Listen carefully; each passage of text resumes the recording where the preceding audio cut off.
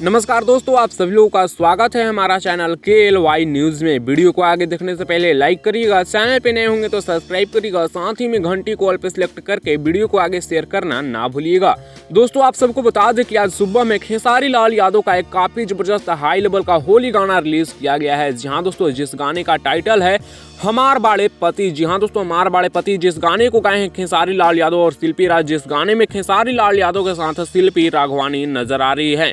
प्रकाश परदेसी का लिखा हुआ गाना, शुभम राज SBR का म्यूजिक और काफी जबरदस्त तरीके से इसका वीडियो शूट किया गया है। काफी हाई लेवल का वीडियो है हमार बाड़े पति, जिस गाने को अभी आज सुबह में सारेगामा हम भोजपुरी यूट्यूब चैनल पर रिलीज कर दिया गया है, जिसे आप लोग जाकर देख सकते हैं। और कितने लोग इस गाने को सुन लिए नीचे कमेंट्स में बताइएगा, और जो लोग अभी तक नहीं सुने हैं एक बार सारेगामा हम भोजपुरी यूट्यूब चैनल पर जाकर जरूर सुनिएगा हमार बाड़े पति, जो कि काफी जबरदस्त और काफी हाई लेवल का होली का गाना है।